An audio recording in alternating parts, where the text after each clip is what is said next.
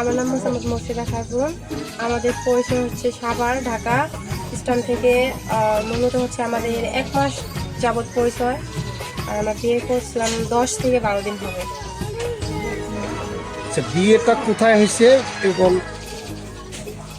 আমাদের বিয়ে হচ্ছে সাভার এই যে কি নাম হাইকোর্টে। কি নাম কোর্টটার নাম মনে পড়ছে না। এখানকার বাংলা ভাষা ওখানে ভাষা হয়ে যায় অলরেডি, তাই ওরা বুঝতে পারে। আর ওরা যে ভাষা বলবে আমাদের এখানে বাংলা ভাষা হয়ে যায়। ওর নাম কি? আমার ওনার নাম হচ্ছে আং ওয়ে। আচ্ছা দাদা,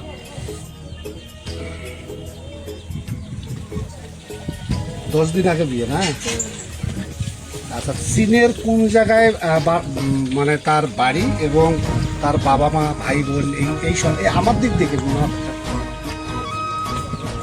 চীনের সান্ডাপ ফোরাস, তার বাবা আছে, মা আছে, বোন আছে, ভাই আছে, সব কিছুই আছে।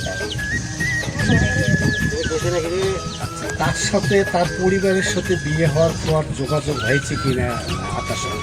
অবশ্যই আমরা অলরেডি রেগুলার কথা বলি, দিনে 2বার 3বার করে কথা বলি সবার মনে। তারা এই বিয়েটা মেনে নিচ্ছে কি, বা বধূ হিসেবে আপনাকে চীনে ডাকতেছে, এইরকম কোনো অফার হয়েছে কিনা?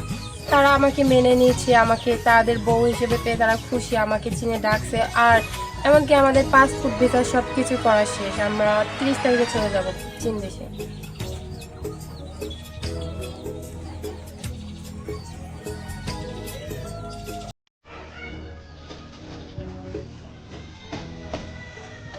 কবে সে দেশে আসছে সেটা ঠিক জানি না তো।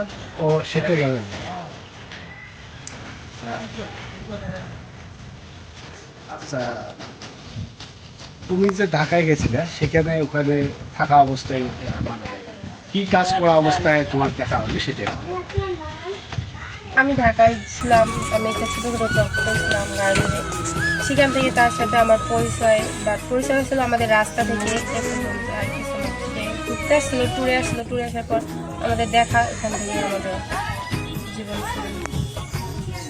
সর্বশেষ আর একটা, এই যে ঢাকা থেকে এই নিজ বাড়িতে, তারপরে কোন কোন বাড়িতে এখন কোথায় অবস্থান সেটা, মানে ঢাকা থেকে কবে তাকে নিয়ে আসা হয় গ্রামে? আমরা ঢাকা থেকে আসছি মূলত পরশুদিন রাতে আসছি আমার হচ্ছে তাইতো বাড়িতে। এখান থেকে আমি আসছি আমার মামাদের বাড়িতে। এই যে অনেক চিনে এগুলো ভুল। না, হতে পারে, আমি সেটা আগাম একটা সে, তারপরে তুমি তখন সিচুয়েশন তুমি কিভাবে, বা যদি তোমার বিশ্বাস না হয় সেটাও বলবো, অসুবিধা নেই, বলো। কি করবো আমি? যদি বিশ্বাস তাকে না করতাম তাহলে তো আমি তার সাথে লাইফটা জড়াইতাম না, বা এত দূর যাওয়ার ডিসিশনটাও নিতাম না। কারণ তাকে বিশ্বাস, মানুষের